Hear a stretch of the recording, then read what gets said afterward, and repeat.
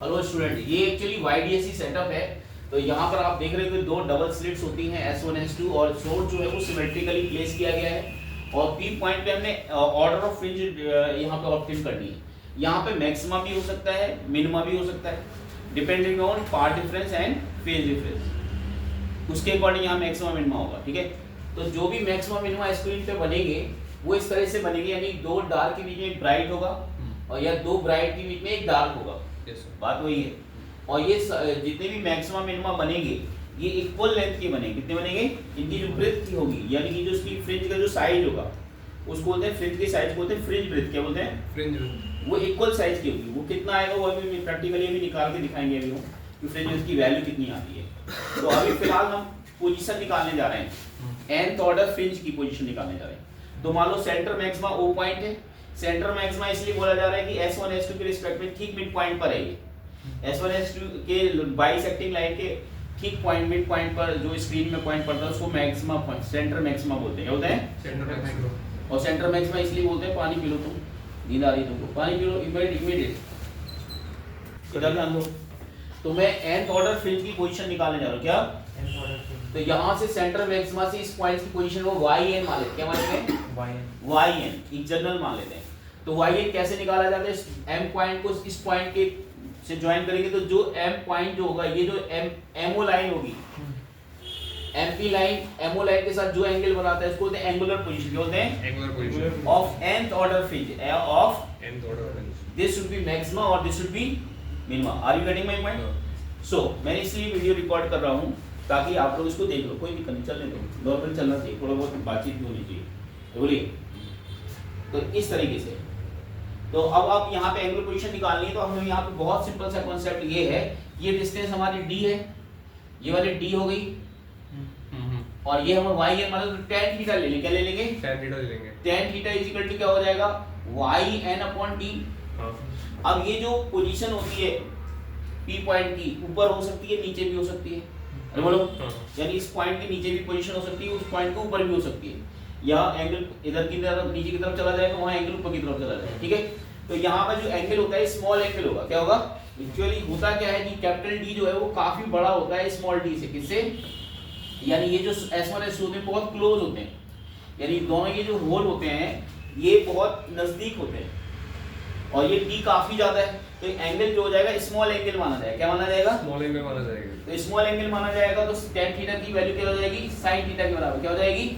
sin theta. tan theta की value किसकी हो जाएगी? sin थीटा के बराबर। ठीक है, तो अभी हम इसको ये लिखा रहने देते हैं। अब आप जरा ध्यान दो, अगर मैं इससे इसमें परपेंडिकुलर डाल दूं, इससे इसमें मैंने परपेंडिकुलर डाल दिया, तो अब आप मुझे बताओ, यहां से वेव चली उसने कितना चला? S1p, और यहां से जो वेव चली उसने कितना चला? S2p। तो अब यहाँ पे जो पार्ट डिफरेंस हुआ वो यही, तो इस पॉइंट को मान लेते हो आप n मान लेते। क्या मान लेते हैं? तो यहाँ से जो पार्ट डिफरेंस होगा डेल्टा x वो होगा S2p माइनस S1p, यानी बड़ी वाली लेंथ से छोटी वाली लेंथ घटा दी। अब ये जो पार्ट डिफरेंस है इसकी वैल्यू कैसे निकालते हैं? ये एंगल अगर थीटा है तो ये एंगल ऑलमोस्ट 90 होगा। अरे भाई ये ठीक बहुत पास है ना, ये इस वाले ट्रायंगल में देखो, ये अगर ये थीटा है तो 90 होगा। ये एंगल कितना होगा? 90 माइनस थीटा, तो ये एंगल थीटा नहीं हो जाएगा। फिर से बताता हूँ, ये एंगल थीटा है, ये 90 है, इस वाले ट्रायंगल में देखो, इस वाले ट्रायंगल में, इस वाले ट्रायंगल में ये एंगल 90 माइनस थीटा होगा, ये थीटा, ये 90 है, ये थीटा है। अब ये 90 माइनस थीटा हो गया, ये फिर से 90, तो ये थीटा नहीं हो जाएगा। तो कुल मिला के आपको देने ये थीटा होगा तो ये भी थीटा होगा, दैट्स ऑल। अगर ज्यादा दिमाग नहीं लगाना तो इतना ध्यान रखना है बोर्ड के स्टूडेंट। ओके, जेई में ध्यान रखो। अब इस ट्रायंगल में अगर आप देखोगे, अगर इस ट्रायंगल में मैं sin थीटा ले लेता हूं, क्या लेता हूं? sin theta. ट्रायंगल कौन सा? S1 S2 n। sin theta बराबर लेता हूं तो sin थीटा बराबर क्या आएगा?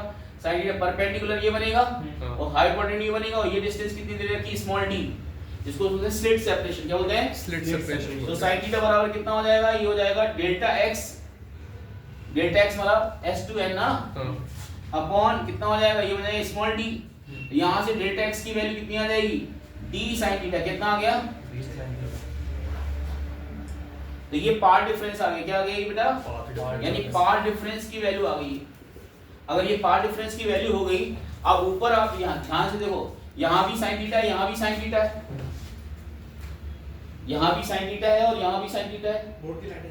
एक मिनट आप प्लीज इसको स्टॉप करो। तो हेलो स्टूडेंट, मैं यहाँ YDAC सेटअप की बात कर रहा हूँ, इंटरफेरेंस की बात कर रहा हूँ। इंटरफेरेंस को प्रैक्टिकली कैसे हम लोग एक्सप्लेन करेंगे, ये YDAC ने बताया था, यंग्स जी ने बताया था, इसलिए इसको यंग्स डबल स्लिट एक्सपेरिमेंट के नाम से जानते हैं। तो ये क्या होता है, इसमें दो स्लिट्स होते हैं S1 S2 और ये दोनों क्लोज होते हैं, पास होते हैं और इनके बीच के सेपरेशन को होते हैं स्लिट सेपरेशन। क्या होते हैं? वो स्मॉल डी है, क्या है? और इन स्लिट से जो स्क्रीन है वो काफी लार्ज डिस्टेंस पर रखी होती है, इसको कैपिटल डी बोलते हैं। क्या होते हैं? कैपिटल डी बोलते हैं। और S जो है वो S1 S2 के सिमेट्रिक है, यानी इनिशियली पाथ डिफरेंस 0 है, यानी फेज डिफरेंस भी 0 है, इसलिए इनिशियली कोई भी यहाँ पे डिफरेंस नहीं आएगा, यानी यहाँ से जो इंटेंसिटी निकलेगी और यहाँ से इंटेंसिटी निकलेगी क्योंकि साइज पे डिपेंड करेगी S1 S2 की। और स्लिट्स को मैंने इक्वल साइज की ले रखा है, यानी कि यहाँ से जो इंटेंसिटी होगी और यहाँ से इंटेंसिटी वो इक्वल इंटेंसिटी होगी। क्या होगी? Equal intensity. अगर I0 यहाँ होगी तो I0 यहाँ होगी। समझ गए ना मेरी बात? अब हो क्या रहा है कि सेंटर पॉइंट पे एक पॉइंट होगा, इसके ठीक बाइसेक्टिंग पॉइंट पे एक लाइन होगा, S1 S2 के सिमेट्रिकली एक बाइसेक्टिंग लाइन खींचेगी, जहां पे स्क्रीन को मिलेगी उसको सेंटर मैक्सिमम बोलेंगे। अब यहाँ मैक्सिमा ही क्यों बोला जा रहा है, मिनिमम क्यों नहीं बोला जा रहा है? क्योंकि यहाँ पे हमेशा पाथ डिफरेंस 0 रहेगा। तो अगर पाथ डिफरेंस कहीं 0 हो या L लैम्डा हो, वहाँ इंटेंसिटी क्या होगी? मैक्सिमम। क्या होगी? Maximum intensity. जहाँ पाथ डिफरेंस 0 हो या L लैम्डा हो, n मतलब integer multiple of lambda, lambda बोले तो वेवलेंथ ऑफ लाइट, वहां पे पाथ डिफरेंस 0 रहे, L लैम्डा रहे या 0 रहे, तो वहां पे हमेशा मैक्सिमा रहेगा। या फेज डिफरेंस के टर्म में बोलना है तो जहां पे फेज डिफरेंस 0 हो या 2n पाई हो, वहां पे हमेशा मैक्सिमा रहेगा। तो यहाँ पे तो हमेशा मैक्सिमा ही होने वाला है सेंटर पॉइंट पे, क्यों सिमेट्रिकली है। लेकिन अब हमें यहाँ P पॉइंट हमने सिलेक्ट कर लिया, इस P पॉइंट पे मैक्सिमा भी हो सकता है, मिनिमा भी हो सकता है, क्योंकि यहाँ से जो वेव जाएगी वो S1P चलेगी, यहाँ से जो वेव चलेगी वो S2P चलेगी। तो पाथ लेंथ अलग अलग होगी, यानी पाथ डिफरेंस होगा। पाथ डिफरेंस होगा तो ये पाथ डिफरेंस L लैम्डा भी हो सकता है या और मल्टीपल ऑफ लैम्डा भी हो सकता है, लैम्डा/2 भी हो सकता है। अरे बोलो, तो मैक्सिमा भी हो सकता है यहाँ पर, मिनिमा भी हो सकता है। तो यहाँ पे nth ऑर्डर फ्रिंज मैंने देख ली और वहाँ पे मैक्सिमा हो रहा है या मिनिमा हो रहा है, उसकी पोजीशन हमें निकाल रहे हैं। तो मैंने क्या किया, इसके मिड पॉइंट को इसके P से ज्वाइन कर दिया और वो मिड पॉइंट वाली लाइन जो है इस वाली लाइन के साथ, ये वाली जो लाइन है वो एंगल थीटा बना रही है, इसको बोलते हैं एंगुलर पोजीशन ऑफ फ्रिंज। क्या बोलते हैं? Angular position of fringe. Okay, अब ये थीटा होगा तो ये भी थीटा होगा, इसमें से परपेंडिकुलर डाला तो परपेंडिकुलर डाला तो ये 90 होगा, ये 90 माइनस थीटा होगा, ये पूरा ट्रायंगल अगर कंसीडर करोगे तो ये आपका कितना आ जाएगा? थीटा आ जाएगा। तो हमने इस वाले ट्रायंगल में साइन थीटा ले लिया। क्या ले लिया? इस वाले ट्रायंगल में साइन थीटा लेंगे तो साइन थीटा बराबर क्या होगा? Path difference S2P minus S1P, यही तो एक्स्ट्रा पाथ होगा। अगर मैं इससे परपेंडिकुलर तो यहाँ से जो डिस्टेंस होगी वो सेम ही होगी, लेकिन एक्स्ट्रा डिस्टेंस कितनी चली इस वाले में? S2n। कितनी चली? S2n। तो S2n को हम ज्योमेट्रिकली निकालने जा रहे हैं। कैसे? ज्योमेट्रिकली निकालने जा रहे हैं। तो ज्योमेट्रिकली क्या होगा? साइन थीटा लेने पे, अगर इस ट्रायंगल में साइन थीटा लोगे तो ये एंगल है, तो एंगल के सामने की साइड क्या होगी? परपेंडिकुलर। तो परपेंडिकुलर अपॉन हाइपोटेन्यूज, वो हाइपोटेन्यूज क्या है? Small D. अरे बोलिए, तो यहाँ से हमारा डेल्टा एक्स की वैल्यू होगी डी साइन थीटा। तो हमेशा ध्यान रखना path difference D sine theta है। आई बात समझे? अब यहाँ पे एक काम कर सकते हैं, ये साइन थीटा और टेन थीटा सेम क्यों हो गए कि एंगल स्मॉल है। क्या है? स्मॉल एंगल है, स्मॉल है एंगल। तो हम यहाँ पर इस साइन थीटा की जगह जो y/1d मान है वो यहाँ पुट कर सकते हैं। इसको आप 1 मान सकते हो, इसको आप 2 मान सकते हो। तो using 1 and 2 equating sine theta या साइन थीटा यहाँ से उठा के इसमें डाल दो। अरे are you getting my point? तो जो डेल्टा एक्स बनेगा वो डेल्टा एक्स की वैल्यू क्या बनेगी? ये बनेगा आपका d sin थीटा क्या होगा? yn/d। क्या बन जाएगा? ये कहाँ से इक्वेशन आई? 1 और 2 को इक्वेट करने से या sin थीटा को रिप्लेस करने से। तो ये डायरेक्ट एक्सप्रेशन याद रखना। अब यहीं से दो बातें शुरू होती हैं। अगर ये n लैम्डा हुआ तो मैक्सिमा, बोलो ना यार। अगर ये ट्वाइस n प्लस माइनस 1 λ/2 हुआ तो मिनिमा। अरे बोलो यार। Yes sir. ये nth ऑर्डर मैक्सिमा हो गया क्योंकि n लिख दिया ना n, और ये क्या हो गया? nth ऑर्डर nth मिनिमा हो गया। यस सर, क्योंकि n लिखा हुआ है ना। और अगर n को यहाँ पे मैं 0 ले लूं तो सेंटर मैक्सिमा हो जाएगा। Yes sir. और n को 1 ले लूं तो फर्स्ट मैक्सिमा हो जाएगा। n को -1 ले लूं तो फर्स्ट मैक्सिमा दूसरी साइड हो गया। प्लस हो गए तो ऊपर की साइड मैक्सिमा आएंगे, ऑर्डर ऑफ मैक्सिमा। माइनस लोगे 2 -3 -4 तो नीचे की साइड मैक्सिमा आएंगे। अरे बोलो ना यार सर। यानी सेंटर पॉइंट के नीचे भी मैक्सिमा होंगे, ऊपर भी मैक्सिमा होंगे, डिपेंडिंग ऑन आप n प्लस ले रहे हो या माइनस ले रहे हो। Are you getting my point? तो स्क्रीन सेंटर पॉइंट के दोनों तरफ मैक्सिमा होंगे, दोनों तरफ मिनिमा होंगे। अगर मिनिमा की पोजीशन निकालनी है तो यहाँ n को चेंज करते जाओ। अगर मैं इसको लिख रहा हूँ twice n minus 1 lambda by 2 लिख रहा हूँ, तो यहाँ पे n बराबर आप 1 से स्टार्ट करना। कहाँ से? 1 से। और अगर आप twice n plus 1 lambda by 2 लिख रहे हो तो n बराबर 0 से स्टार्ट करना। क्या करना है? Are you getting my point? अगर यहाँ पे n बराबर 0 रखोगे तो जो वैल्यू n बराबर 0 के लिए आएगी वही n बराबर 1 के लिए आएगी। यहाँ पे चेक करो लैम्डा बाय 2, यानी पहला मिनिमा कहाँ मिलेगा? ऊपर की साइड लैम्डा बाय 2 पर, नीचे की साइड माइनस लैम्डा बाय 2 पर। Are you getting my point? Getting sir. यानी नीचे भी मिनिमा मिलेंगे, ऊपर भी मिनिमा मिलेंगे। मैक्सिमा की पोजीशन यहाँ से आएगी n को डिफरेंट डिफरेंट लेके, और मिनिमा की पोजीशन यहाँ से आएगी n को डिफरेंट डिफरेंट लेके। अगर ये वाला पार्ट डिफरेंस लेते हो तो n 1 से स्टार्ट करना है, 1 2 3। Are you getting my point? Getting sir. यहाँ को स्टार्ट करना है तो n बराबर 0 से स्टार्ट करना है, 1 2 3। अरे बोलो ना यार। हां ये मिनिमा आएगा, इससे क्या आएगा? मिनिमा आएगा। Are you getting my point? Getting sir. इससे क्या आएगा? मैक्सिमा आएगा। अरे बोलो। हां 0 पे आएगा, 0 प्लस माइनस 1 पे आएगा, प्लस माइनस 2 पे आएगा। बोलो यार n की वैल्यू की बात कर रहा हूं मैं। प्लस लेके तो ऊपर की तरफ मैक्सिमा, नीचे के लिए minus maxima. Are you getting my getting point? Sir. Note कर लो। हां बोलो क्या कह रहे थे आप? बताओ क्या कह रहे थे? सर जो हम मिनिमा में लैम्डा बाय 2 लेते हैं, अगर हम सर 2n माइनस 1 सिर्फ लैम्डा होता तो हाँ 2n माइनस 1 लैम्डा होता तो वो तो इंटीजर मल्टीपल ऑफ लैम्डा हो गया ना। हाँ लैम्डा बाय 2 तो वो मैक्सिमा में चला गया ना वो। मैक्सिमम ही आएगा। हाँ अगर आप 2n माइनस 1 लैम्डा लिखोगे ना तो ये तो l लैम्डा ही हो गया ना बेटा, ये तो नंबर ही हो गया ना कोई। अब n को 1 लिख के देखो, 2 रख के देखो। अगर 2 रख के देखो तो इसमें कितना आ जाएगा? 3 लैम्डा नहीं आ जाएगा? तो मैक्सिमा की कंडीशन ही आ गई। लेकिन लैम्डा बाय 2 रखोगे तो यहाँ पे n को ऑड रखना पड़ेगा, तभी तो 2 n और 2 कटेगा ना जब n ऑड होगा तो लैम्डा बाय 2 का मल्टीपल हो ऑड तब मिनिमा होगा, लैम्डा का इंटीजर मल्टीपल होगा तो मैक्सिमा होगा। That's all. क्लियर? और कोई डाउट किसी को? सार्थक, नो सर।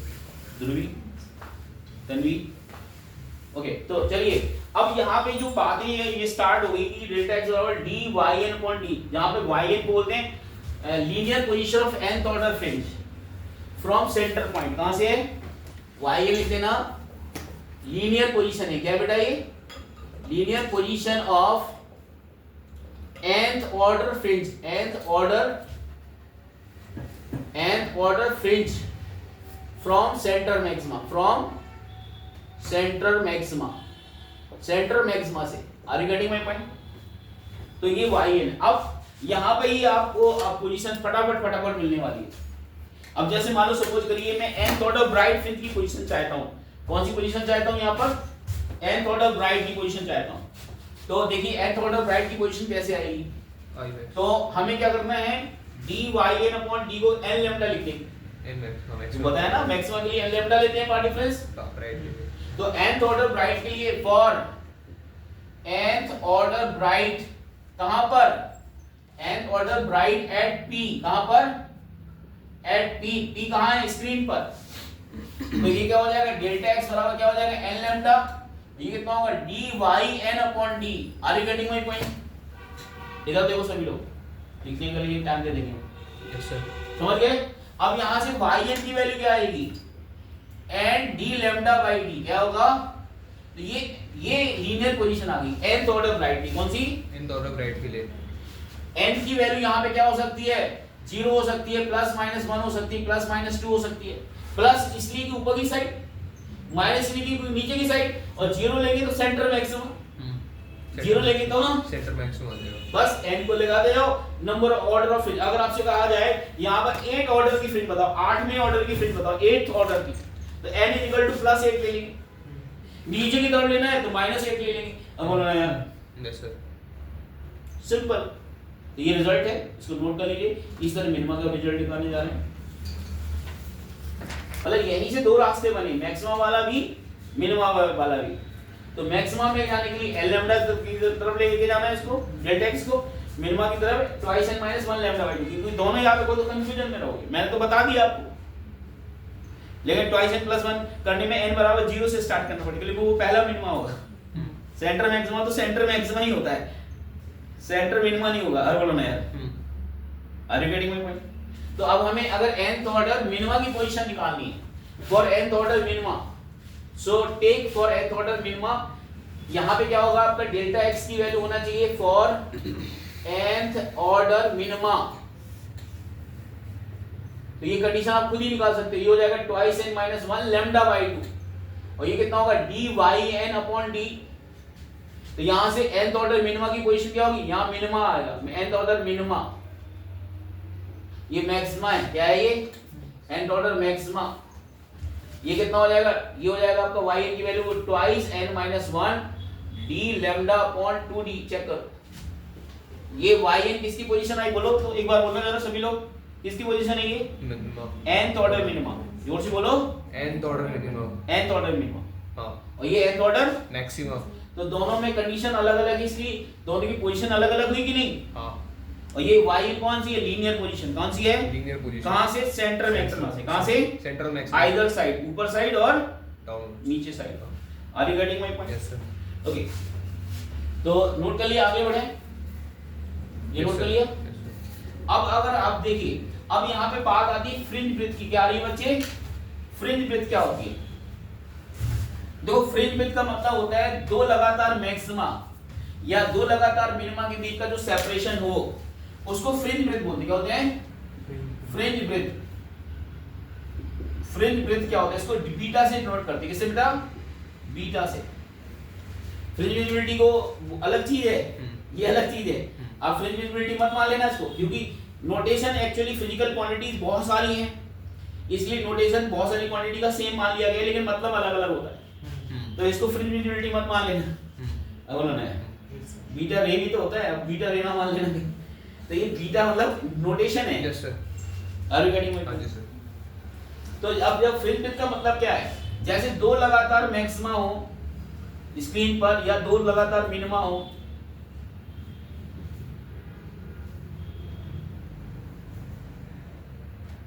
ये आपका डार्क डार्क हो गया, ये सेंटर पॉइंट ब्राइट ब्राइट हो गया, ये ब्राइट, ये ब्राइट, ये ब्राइट। दो लगातार मैक्सिमा या दो लगातार मिनिमा का जो गैप होता है उसको फ्रिंज ब्रेथ बोलते हैं। क्या बोलते हैं, दो लगातार मैक्सिमम, दो लगातार मिनिमा के बीच का डिस्टेंस या दो लगातार, हालांकि देखा जाए तो ये इस पट्टी की चौड़ाई ही होती है, ये फ्रिंज ब्रेथ यही है, लेकिन उसको डिफाइन ऐसे किया गया, ये सेंटर पॉइंट को मिलाने वाली लगातार के बीच की डिस्टेंस। Yes sir. लेकिन होती है वो यही है, यही फ्रिंज ब्रेथ, यही फ्रिंज ब्रेथ है। अरे बोलो ना यार। Yes sir. अब ऐसा नहीं हो सकते ना कि मैक्सिमा मिनिमा का लोअर लेवल और कोई भी और मिनिमा का अपर लेवल का जो गैप होता है वो फ्रिंज ब्रेथ होता है, ऐसा बोलना थोड़ा सही नहीं रहेगा यार। लेकिन होता यही है फ्रिंज ब्रेथ। ये डार्क फ्रिंज ब्रेथ है, ये ब्राइट फ्रिंज ब्रेथ है, dark fringe breadth, bright fringe breadth, dark fringe breadth, bright fringe breadth. अरे बोलो ना यार। Yes sir.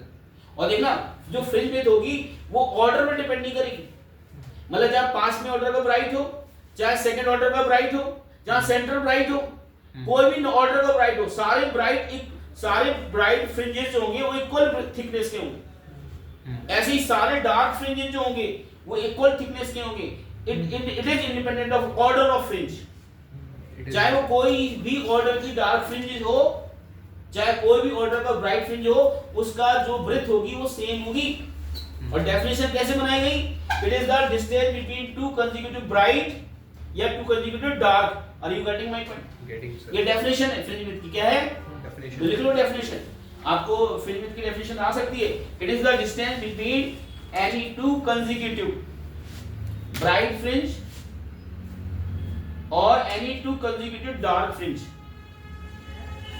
फ्रिंज ब्रेथ की definition, it is the distance between any two consecutive bright fringe और any two consecutive dark fringe, उनके बीच के separation को fringe breadth बोलते हैं। और फ्रिंज का मतलब मैंने बता दिया कि जो थिकनेस होती है उसको फ्रिंज ब्रेथ बोलते हैं। अरे बोलो, लेकिन डेफिनेशन कैसे बताई, लगातार दो मैक्सिमा या लगातार दो मिनिमा के सेंटर पॉइंट से मिलाने वाली डिस्टेंस के डिस्टेंस को फ्रिंज ब्रेथ बोलते हैं। Are you getting me? तो अब अगर मैं सपोज करिए फ्रिंज ब्रेथ मैक्सिमा के लिए चेक करना चाह रहा हूं कि क्या आती है, तो मैं एक काम करता हूँ, angular linear position of nth order fringe की मैक्सिमा की वैल्यू क्या होती है? ये होता है n d lambda by d।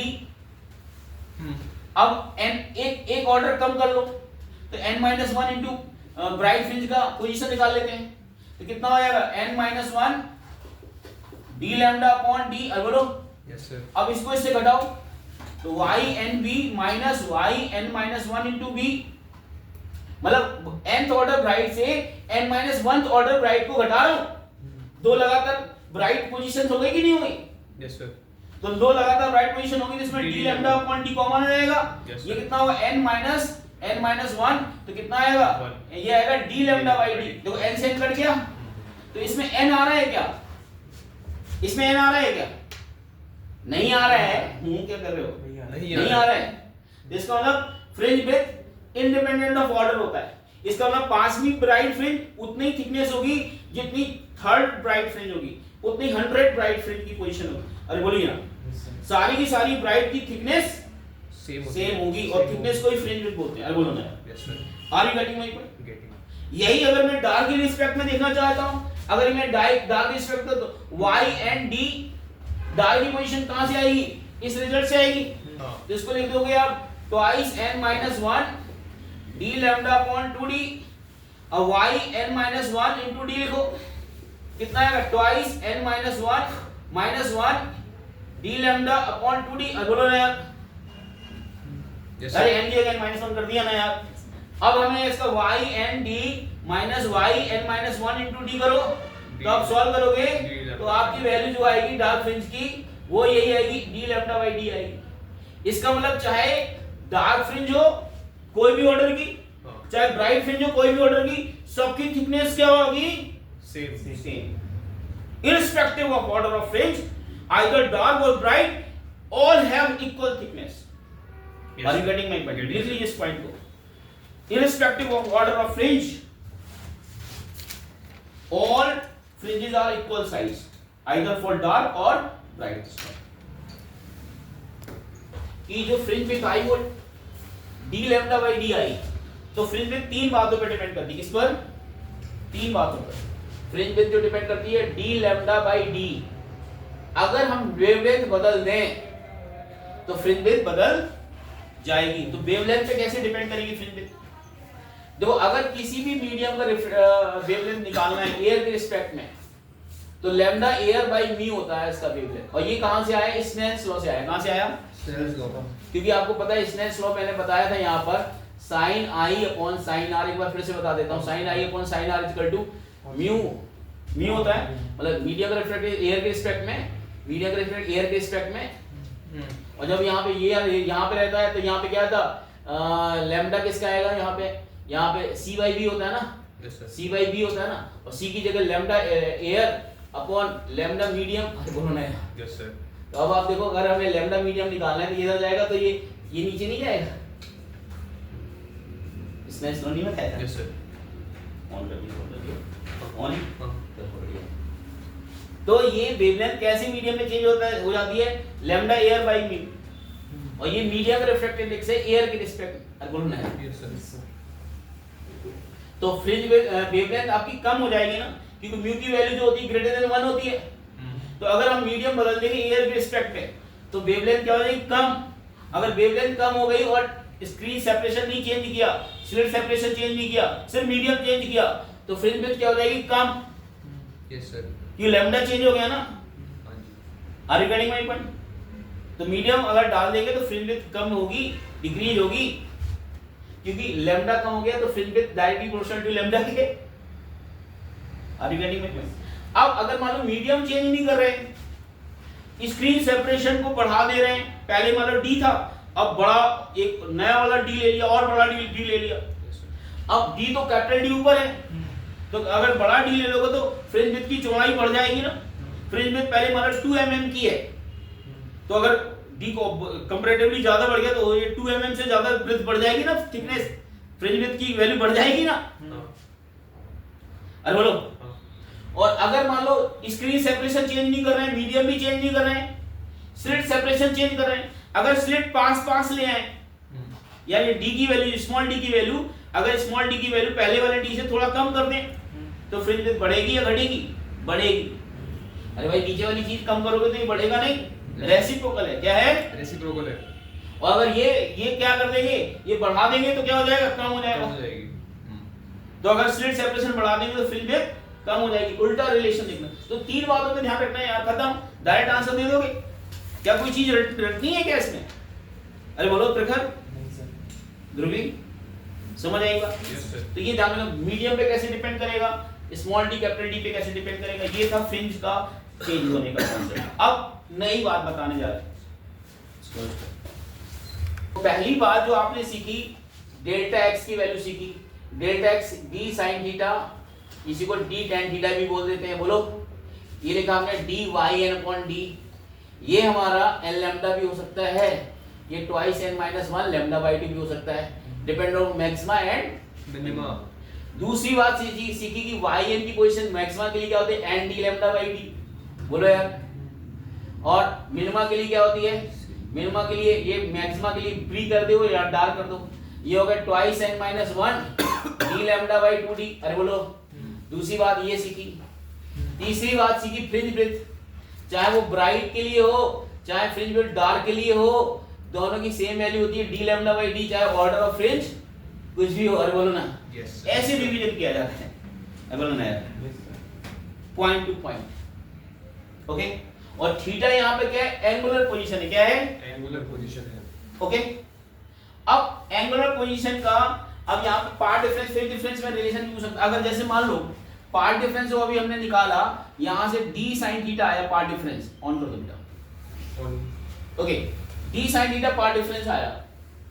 अगर मैं इसको यहां पर लिखना चाहे तो पार्ट डिफरेंस को फेज डिफरेंस के टर्म में लिखना चाहता हूं, फेज डिफरेंस क्या लिखूंगा इसके रिस्पेक्ट में? 2 pi by lambda into delta x. ये सिखाया था कि नहीं सिखाया? Yes sir. तो ये वैल्यू हो जाएगी 2 pi by lambda into d sine theta. हां। Are you getting my point? तो ये ध्यान रखना कि फेज डिफरेंस पार्ट डिफरेंस की तरह में ऐसे लिखा जाता है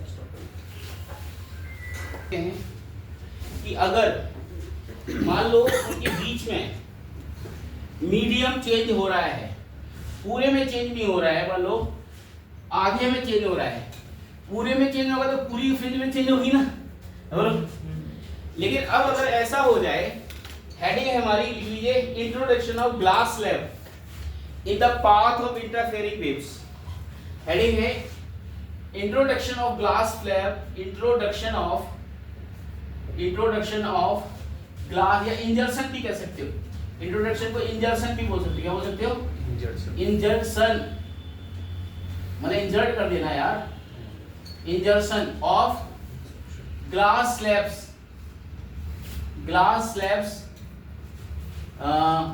in the interfering waves, in the interfering waves from S1 S2, from यानी S1 S2 से जो वेव्स निकल रही है ना, उनके बीच में जो इंटरफेरेंस हो रहा है, उनके बीच में हम लोग ग्लास स्लैब रख दे रहे हैं। जैसे मान लो ये स्लिट S1 है, ये S2 है, और ये स्क्रीन है। लिखना बंद करिए, समझिए। ये स्क्रीन है, स्क्रीन सेपरेशन कैपिटल डी है, और ये आपका स्मॉल डी है। बोलो, ये सेंटर पॉइंट को इससे मिला दिया, ये वो हो गया, यहाँ पे सेंटर मैक्सिमा है। अब मैंने यहाँ पर मान लो एक ग्लास स्लैब रख दी, जिसकी थिकनेस क्या है? T1 है, और रिफ्रैक्टिव इंडेक्स क्या है? μ1 है। इसके सामने भी एक ग्लास स्लैब रख दी, दोनों में इसकी रिफ्रैक्टिव इंडेक्स की थिकनेस क्या है? T2। अब मैं यहाँ पर स्क्रीन पर कोई भी पॉइंट पर मैक्सिमम मिनिमा देखना चाह रहा हूँ, तो अब यहाँ पे, यहाँ से जो वेव जाएगी वो एयर में नहीं जाएगी। यहाँ पे एयर है, लेकिन पहले एयर के साथ इसमें कुछ ये मीडियम भी इंट्रोड्यूस हो जाएगा। बोलो, अब यहाँ से जो वेव जाएगी इसमें, वो सीधे सीधे हवा से हवा में नहीं जाएगी, इसके थ्रू जाएगी। अब बोलो मैं, आई बात सुने? तो एक चीज होती है, एक चीज मैंने बताई थी, अगर कोई भी ऑप्टिकल मीडियम आ जाता है, मीडियम स्पेस में, सार्थक ध्यान दो, और इसकी थिकनेस T है और रिफ्रैक्टिव इंडेक्स μ है, तो एक एयर को मैंने हवा में पास किया, तो ये इसने कितना चला? x1 कितना चला? T चला, और एक ने इसके अंदर से चला, तो इसने x2 कितना चला? μ T कितना चला? यानी इसको इसका ये जो x होगा इसको बोलते हैं ऑप्टिकल पाथ। क्या होते हैं? Optical path. ऑप्टिकल पाथ बराबर होता है म्यू इनटू ज्योमेट्रिकल पाथ। यानी t जो थिकनेस है वो ज्योमेट्रिकल लेंथ हुई ना, तो जब कोई भी रे किसी मीडियम से पास होती है तो वहां पे जो पाथ आता है उसको बोलते हैं ऑप्टिकल पाथ। क्या बोलते हैं? Optical path. और उतनी अगर वो एयर में पास हो जाए तो उतनी थिकनेस एयर में अगर पास करी तो इस t को क्या बोलूंगा मैं? Geometrical path. क्या बोलूंगा? Geometrical path. तो इन दोनों में पार्ट डिफरेंस आ गया कि नहीं आ गया? अरे बोलो। आ गया तो है। इन दोनों में पार्ट डिफरेंस जो होगा वो कितना होगा? इन दोनों में पार्ट डिफरेंस होगा डेल्टा x की जो वैल्यू होगी mu t minus 1 mu t minus t mu t minus t होगा ना, तो t को कॉमन लेंगे तो म्यू माइनस 1 आएगा कि नहीं आएगा? ये याद करो, ये हमने चीज वहां दिखाई थी एंगल ऑफ डेविएशन सिखाया था जब स्मॉल एंगल प्रिज्म बताया था। Yes sir. प्रिज्म में सिखाया था, जब प्रिज्म स्मॉल एंगल हो तो वहां angle of deviation mu minus 1 into t होती, वहां ये चीज सिखाई थी। अरे बोलो यार, यस सर। याद आया होगा? Yes sir. तो ये याद रखना है कि इसका मतलब ये यहाँ पे जो वेव पहुंच रही है, जो यहाँ से पहुंच रही है और एक एयर से यहाँ पहुंच रही है, इसी S1 से एयर से भी तो कुछ जा रही होंगी ना इसमें, तो एयर से जा रही है और इसके थ्रू जा रही है, तो इसमें इस पॉइंट पे पाथ डिफरेंस क्या होगा? यहाँ पे जो पाथ डिफरेंस होगा x1 डेल्टा x1 कितना होगा? Mu 1 minus 1 into t1। अरे बोलो ना। और यहाँ पे जो पाथ डिफरेंस होगा delta x2 mu 2 minus 1 into t2। अरे बोलो। तो ओवरऑल पार्ट डिफरेंस जो होगा, ओवरऑल पार्ट डिफरेंस कितना होगा? इस पॉइंट को P मान लेते हैं, ये होगा S2P plus mu 2 minus 1 into T2। अरे बोलोगे? Yes sir. अरे नहीं, ये एयर वाला पार्ट हो गया, ये जो ओवरऑल पार्ट डिफरेंस हो गया एयर के रिस्पेक्ट में। अब उसमें ओवरऑल देखो माइनस इसका कितना होगा? S1P plus mu 1 minus 1 into T1। अरे बोलो ना। Yes sir. मतलब यहां से जो वेव गई वो S2P तो चली, और साथ में ये इसका एयर के स्पेक्ट्रम पार्ट डिफरेंस कितना चला? इतना, बस 2 करके आ जाएगा। Yes sir. ऐसे इसमें कितना चला? S1P minus mu 1 minus 1 into T1। अब ओवरऑल पार्ट डिफरेंस जो आया यहां से डेल्टा x, ये कितना आएगा? S2P माइनस S1P, ये आएगा mu 2 minus 1 into T2 minus mu 1 minus 1 into T1। अरे बोलो। Yes sir. अब ध्यान से ये इंपॉर्टेंट, यहां से बात गवर्निंग बात शुरू होती है कि अब डेल्टा x की वैल्यू को हमें अगर ये देखना कि इसके इंट्रोडक्शन होने से ये वाली वैल्यू कितनी हो जाएगी, शिफ्टिंग कितनी होगी, और शिफ्टिंग किसकी होगी? मैक्सिमा की शिफ्टिंग कितनी होगी। तो पहले फटाफट इसको नोट करिए फिर आगे बढ़ाते हैं। तो अगर मैं ये चाहता हूं यहां पर, जब इधर ध्यान दो सभी लोग, अगर मैंने किसी भी एक के पाथ में ग्लास स्लैब रखी तो ये पूरा का पूरा फ्रिंज पैटर्न शिफ्ट होगा। क्या होगा? मैं फिर से बोल रहा हूं, फ्रिंज पैटर्न जो पहले एयर में फ्रिंज पैटर्न बन रहा था, मान लो यहाँ पे फर्स्ट ब्राइट बन रहा था, यहाँ सेकंड ब्राइट बन रहा है, यहाँ थर्ड ब्राइट बन रहा था, यहाँ सेंटर मैक्सिमम बन रहा था, जब हमने ग्लास स्लैब किसी एक के पाथ में रख दिया या दोनों के पाथ में रख दिया तो सारे के सारे फ्रिंज पैटर्न शिफ्ट हो जाएंगे। यानी ब्राइट फ्रिंज यहाँ नहीं बनेगा, अब सेंटर ब्राइट, सेंटर ब्राइट जितना शिफ्ट होगा उतना ही फर्स्ट ब्राइट शिफ्ट होगा, उतना ही सेकंड ब्राइट शिफ्ट होगा, रिस्पेक्टिव डार्क भी उसी ऑर्डर में शिफ्ट होंगे। अगर मैं किसी भी एक के पाथ में ग्लास स्लैब इंट्रोड्यूस करूं तो पूरा का पूरा फ्रिंज पैटर्न शिफ्ट होगा, या तो ऊपर की तरफ नेट शिफ्ट होगा या ऊपर नीचे की तरफ नेट शिफ्ट होगा। अब कैसे पता कि ऊपर की तरफ नेट शिफ्ट होगा या नीचे की तरफ शिफ्ट होगा? डिपेंडिंग ऑन इसका म्यू 1 माइनस 1 T1 बड़ा है या इसका म्यू 2 माइनस 1 इनटू T2 बड़ा है। जिसका डेल्टा x1 डेल्टा x2 बड़ा होगा, पार्ट नेट फ्रिंज पैटर्न या तो ऊपर की तरफ नेट शिफ्ट होगा। अभी मान लो, सपोज करिए मैं ये कह रहा हूं कि जैसे मान लो ये यहां पर ब्राइट है और यहां फर्स्ट ब्राइट है, यहां सेंटर ब्राइट है, यहां सेकंड ब्राइट है, यहां थर्ड ब्राइट है, इसके बीच बीच में डार्क भी होंगे। अब बोलो यार। Yes sir. V3। तो कहने का मतलब ये हुआ कि अगर मैंने ग्लास स्लैब इंट्रोड्यूस कर दी तो किसी एक में, तो ये जितना ये शिफ्ट होगा उतना ही ये शिफ्ट होगा, उतना ही ये शिफ्ट होगा, या तो नेट ऊपर की तरफ शिफ्ट होगा या नेट नीचे की तरफ शिफ्ट होगा, डिपेंडिंग ऑन इनमें से डेल्टा x1 डेल्टा x2 किसका ज्यादा है। डिपेंडिंग ऑन हाँ, अगर ये ओवरऑल ज्यादा है हाँ, इससे, हाँ, न्यूमेरिकल वैल्यू इसकी ज्यादा है, तो ऊपर तो नेट ऊपर की तरफ शिफ्ट होगा, हाँ और अगर इसकी न्यूमेरिकल वैल्यू तो इसके अकॉर्डिंग शिफ्ट होगा नीचे, तो नीचे शिफ्ट हो यानी सिमेट्रिकली या तो ऊपर की डायरेक्शन में शिफ्टिंग होगा या नीचे की डायरेक्शन शिफ्टिंग होगा, डिपेंडिंग ऑन इनमें से कौन सा बड़ा छोटा है। Are you getting my point? Sir मतलब change in path difference same होगा तो इसमें, तो ये कह सकते हैं शिफ्टिंग ऑफ सेंटर मैक्सिमा, अगर मैंने सेंटर मैक्सिमा की शिफ्टिंग देख ली इधर ध्यान दो मेरी तरफ, तो उसके अकॉर्डिंग जितना सेंटर मैक्सिमा शिफ्ट होगा उतनी फर्स्ट मैक्सिमा होगा, उतनी फर्स्ट डार्क शिफ्ट होगा, उतनी रिस्पेक्टिव फ्रिंज शिफ्ट होगी, जी पूरा का पूरा फ्रिंज पैटर्न शिफ्ट हो गया ना। तो इजी किसके लिए देखना है? सेंटर मैक्सिमा की शिफ्टिंग देखना आसान है, क्योंकि सेंटर मैक्सिमा में पार्ट डिफरेंस हमेशा क्या होना चाहिए? फिर से बोलो, सेंटर मैक्सिमा में पार्ट डिफरेंस हमेशा क्या होना चाहिए प्रखर? जीरो। जीरो सेम नहीं, जीरो। जीरो सेंटर मैक्सिमा में हमेशा पार्ट डिफरेंस क्या होना चाहिए? जीरो। सेंटर मैक्सिमा की शिफ्टिंग क्यों देख रहा हूं कि जीरो लिखना आसान है? हाँ अरे बोलो ना यार। यस सर तो अगर मैं सेंटर मैक्सिमा की शिफ्टिंग देख लूं तो हर एक ऑर्डर ऑफ फ्रिंज भी उतना ही शिफ्ट होगी, यस सर तो मैं इसको जीरो करूंगा to see the shifting of centre maxima. तो जब इसको जीरो करूंगा, और ये क्या है?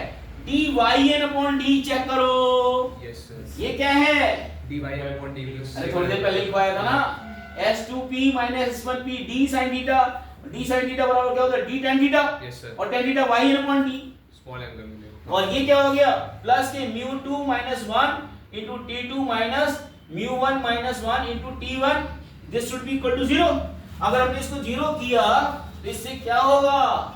इससे हमें yn पता चल जाएगा। इसको yn ना लिख के डेल्टा yn लिख दो कि डेल्टा yn मतलब शिफ्टिंग निकाल लो ना मैं, हाँ position shifting. Yes sir y position होती है और डेल्टा yn मतलब पोजीशन शिफ्टिंग। यस सर अरे बोलो ना यार, yes sir change in delta delta x position shifting थोड़ी है, डेल्टा x तो पार्ट डिफरेंस है और मैं पोजीशन शिफ्टिंग निकाल रहा हूं। Yes sir are you getting my Yes, point? sir. तो अब ये क्या हो जाएगा? यहाँ पे वैल्यू हो जाएगी d delta yn upon d is equal to, ये उधर भेजो तो कितना होगा? mu1 minus 1 into t1 minus mu2 minus 1 into t2। Yes sir अब डेल्टा yn निकालना है, शिफ्टिंग निकालनी है, कितना होगा? d mu1 minus 1 into t1 minus mu2 minus 1 into t2 upon d। Are you getting my point? ये है वो शिफ्टिंग। अब यहीं से अब आपको समझ आएगा तो ऊपर शिफ्टिंग होगी नीचे। अगर ये वाली वैल्यू ज्यादा है इससे तो पॉजिटिव आएगा y डेल्टा y, मतलब ऑरिजिन से ऊपर शिफ्ट होगा o से, और अगर ये वाली वैल्यू ज्यादा है इससे तो ओवरऑल क्या आएगा? नेगेटिव, नीचे शिफ्ट होगी। अगर ये वाली वैल्यू इसके बराबर है तो शिफ्टिंग नहीं होगी। यस सर अरे बोलो ना यार, गेटिंग सर अगर ये न्यूमेरिकल वैल्यू इसकी न्यूमेरिकल वैल्यू के बराबर है तो there is no shifting. No shifting are you getting my point? Getting note कर लीजिए। यानी क्वेश्चन नीट में पहले कैसे आएगा? Stop, NEET no stop. NEET में क्वेश्चन पता है कैसे आएगा? नीट में क्वेश्चन ये आएगा कि यहाँ पे mu1 into t1 लेगा, यहाँ पे mu2 into t2 लेगा और कहेगा there is no fringe pattern shifting, इसका t2 क्या होगा? तो आप क्या कर देना, mu1 minus 1 into t1 बराबर mu2 minus 1 into t2 और t2 निकाल लेना। अरे बोलो ना यार, mu1 minus 1 into t1 upon mu2 minus 1, या केवल t2 देगा, एक का mu दे देगा, दूसरे का mu पूछ लेगा, कह देगा नो शिफ्टिंग हो रही है। अरे बोलो ना यार, ऐसे क्वेश्चन बनते हैं। Now stop. Brights are equally bright and all dark are equally dark. मतलब जितने भी कोई से भी ऑर्डर का ब्राइट हो, चाहे वो 5वें ऑर्डर का ब्राइट हो, चाहे वो फर्स्ट ऑर्डर का ब्राइट हो, दोनों की इंटेंसिटी लेवल सेम होगा। यानी intensity of all bright are same for all bright same intensity की होंगी। यस सर चाहे वो पहला ब्राइट पोजीशन की इंटेंसिटी हो, चाहे वो सेकंड ब्राइट पोजीशन की इंटेंसिटी हो, चाहे वो जीरो ऑर्डर ब्राइट पोजीशन की इंटेंसिटी हो, सब इक्वली ब्राइट होंगे और सारे वो जो होंगे डार्क वो इक्वली डार्क होते हैं। क्या होते हैं? यानी इसका इंटेंसिटी अगर देखा जाए, इसका सेंटर पे मैक्सिमम इंटेंसिटी आएगी,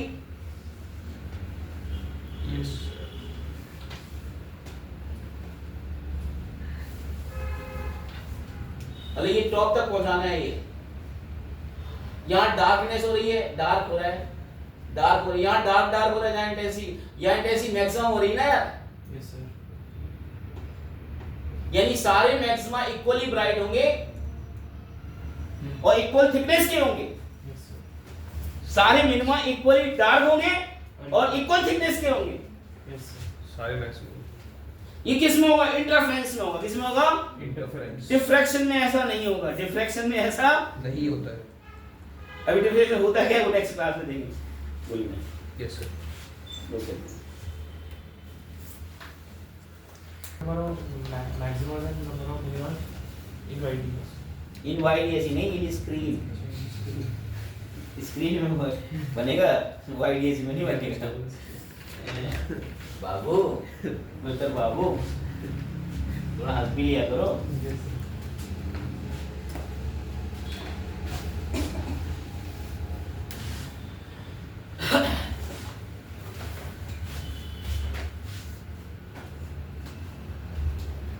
तो अगर मैक्सिमाज और मिनिमाज निकालना है तो कैसे निकालते हैं, जरा ध्यान दीजिए। ऑन कर दीजिए। तो अब अगर देखिए finding number of maxima, finding number of maxima, finding maximas, maximas निकालना है। तो अब मैक्सिमाज के लिए डेल्टा एक्स क्या बताया था? डी साइन थीटा क्या होना चाहिए? L lambda. क्या होना चाहिए? D sine theta n lambda के बराबर। हाँ। Yes sir. तो साइन थीटा बराबर क्या होगा? N lambda by d. Are you getting my point? Yes sir. और साइन थीटा क्या होता है? 1 से छोटा होता है, -1 से बड़ा होता है। इक्वलिटी भी लगा सकते हैं। क्या लगा सकते हैं? क्वालिटी भी लगेगी। साइन थीटा -1 और 1 के बीच में लाई करेगा, इंक्लूडिंग 1 एंड -1 आल्सो। अरे बोलो ना। अब क्वेश्चन में ध्यान दो, लिखो मत। यहां से n की वैल्यू क्या बन जाएगी? यहां से n की वैल्यू जाएगी d upon lambda greater then -d upon lambda. Yes sir. अब जैसे मान लो क्वेश्चन में d की वैल्यू दे दी उसने 6 लैम्डा। कितना दे दी? यानी लैम्डा तो एंगस्ट्रॉम माने 6000 एंगस्ट्रॉम दे दिया ना यार, यानी 6 लैम्डा के बराबर दे दी थी। अरे बोलो। Yes sir. तो अब आपसे नंबर ऑफ मैक्सिमा पूछ ले। लेट मान लो हमने ये कंडीशन पे मैक्सिमा पूछ लिए, तो मैं क्या करूं? तुरंत इधर आऊंगा। कहां आऊंगा? तभी इधर आऊंगा। कंडीशन। तो इधर आ जाओ। ये कितना हो जाएगा? Less than 6 greater than -6। ये बोलो ना यार। Yes sir. कैसे? यहां 6 लैम्डा रख दिया, लंबा divide lambda less than 6। Yes sir. Yes sir. Okay. अब नंबर ऑफ मैक्सिमास कितना हो जाएंगे? नंबर ऑफ एक साइड कितने होंगे? यहां से कितना होगा? 6 तो ये हो रहे और 6 ये हो रहे और एक और 13। तो नंबर ऑफ मैक्सिमास कितने हो जाएंगे? 13। Yes sir. So simple. Finding मिनिमास। कितने मिनिमा बनेंगे? अब इसमें +1 ही करना है। अरे बोलो ना यार। यानी यहां पर d sin थीटा बराबर क्या होना चाहिए प्रखर? बोलो। d sin थीटा इसमें वो 2n माइनस हाँ 2n-1 लैम्डा बाई 2। बहुत बढ़िया। अरे बोलो ना यार। ठीक है तन्वी। अब यहां से sin थीटा की वैल्यू क्या आएगी? वही सेम चीज, twice n -1 lambda upon 2d। This should be less then 1 greater then. इसमें -1, इसमें 0 ऐड नहीं करना है, 0 वाला ऐड नहीं करना। बोलो ना यार। यानी सेंटर में इसमें ऐड नहीं करना। अब यहां पे देखो, यहां से twice n -1 is less than 2d by lambda greater than -2d by lambda. अब बोलो ना यार। यहां से twice n less than 2d by lambda plus 1 greater than -2d upon lambda plus 1। n should be less than 2d by lambda plus 1 by 2 greater than twice d upon lambda plus 1 by 2। अरे बोलो ना यार। Yes sir. Are you getting my point? अब यहां पर मान लो question में यही d के लिए पूछ लिया, d बराबर 6 लैम्डा के लिए पूछ लिया। मान लो हमने मान लिया क्वेश्चन में दिया है d की वैल्यू स्लिट सेपरेशन 6 लैम्डा के बराबर दे रखी है, तो जहां पे d है वहां 6 लैम्डा रख के इसको न्यूमेरिकली सॉल्व कर लेना, तो इसकी रेंज पता चल जाएगी। Yes sir. निकालो जरा 6 लैम्डा के लिए निकालो इसको। Side fringes to coincide. बहुत आसान है। अभी आपने देखा कि ब्राइट फ्रिंज की पोजीशन क्या थी? And d lambda by d। और ठीक ही नहीं? बोलो। और nth ऑर्डर डार्क फ्रिंज की पोजीशन क्या थी? nth ऑर्डर डार्क फ्रिंज की पोजीशन क्या थी? Twice n minus 1 d lambda by 2d। अरे बोलो अब क्वेश्चन कैसे आएगा ध्यान में। हो सकता है स्टॉप, हो सकता है ब्राइट को ब्राइट के साथ कोइंसाइड करे या डार्क को डार्क के साथ कोइंसाइड करे। अब किस तरह का कोइंसाइडिंग होगा जरा ध्यान दो। जैसे मान लो उसने अभी लाइट जो डाली, यहाँ पर जो लाइट डाली वो लैम्डा 1 वेवलेंथ की डाली। क्या डाली? लैम्डा। और मान लो यहाँ पर स्क्रीन पर P पॉइंट पर मान लो ये nth ऑर्डर ब्राइट बन रही। क्या बन रही है यहाँ पे? किसके लिए? लैम्डा 1 वेवलेंथ के। किसके लिए? लैम्डा 1। अब अगले पल उसने वेवलेंथ चेंज कर दी लाइट की। वेवलेंथ क्या चेंज कर दी? लैम्डा 2। तो जिस पॉइंट पे nth ऑर्डर ब्राइट बन रही थी उसी पॉइंट पे कोई और ऑर्डर की फ्रिंज बनेगी ना। फिर से बोल रहा हूं, अगर यहाँ पे nth ऑर्डर ब्राइट फ्रिंज बन रही है लैम्डा 1 के लिए और कह दिया कि अब now this light is replaced by another light और वेवलेंथ लैम्डा 2 ऑन कर दिया ना, तो अब इसी पॉइंट पर सेंटर पॉइंट से इसी y डिस्टेंस पर यहाँ पर जो फ्रिंज होगी वो nth ऑर्डर ब्राइट ना होके हो सकता है nth order bright nth order bright होगी। मान लो यहाँ 5वीं ब्राइट अभी है लैम्डा 1 के लिए, हो सकता है यहाँ 7वीं ब्राइट आ जाए तो उसकी क्या कंडीशन होगी? ब्राइट को ब्राइट के साथ कोइंसाइड करने के लिए बात कुछ कह सकता है एंड डार्क को डार्क के साथ कोइंसाइड करने के लिए कह सकता है या डार्क को ब्राइट के साथ कोइंसाइड करने के लिए कह सकता है। इसके अलावा और कोई सिचुएशन नहीं होगी। अरे बोलो यार, yes sir.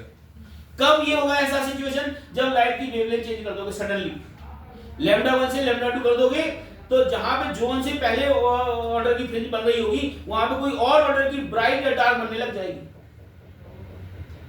Are you getting? मतलब कि पहले व्हाइट की बन रही थी, दूसरे वेवलेंथ की भी उधर डार्क की बन सकती है, कुछ भी हो सकता है। हाँ, हो सकता है वो उसी दूसरे वेवलेंथ लैम्डा 2 के लिए वहां पे nth ऑर्डर ब्राइट कह दे, ये nth ऑर्डर डार्क कह दे, तो उसको क्या करना है? yn सेव कर देना। क्या कर देना है? कंडीशन लेके उसका yn सेव कर देना। yes, जैसे मान लो लैम्डा 1 के लिए जो nth ऑर्डर ब्राइट है, मान लो एग्जांपल दे रहा हूं मैं, for lambda 1 wavelength nth order fringe, nth order bright जो है, nth ऑर्डर ब्राइट जो है is coinciding with lambda 2 wavelength mth order fringe। कौन सी? mth order fringe।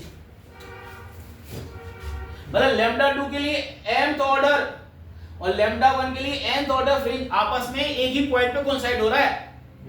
तो इसका मतलब क्या? दोनों का y क्या होना चाहिए? सेम।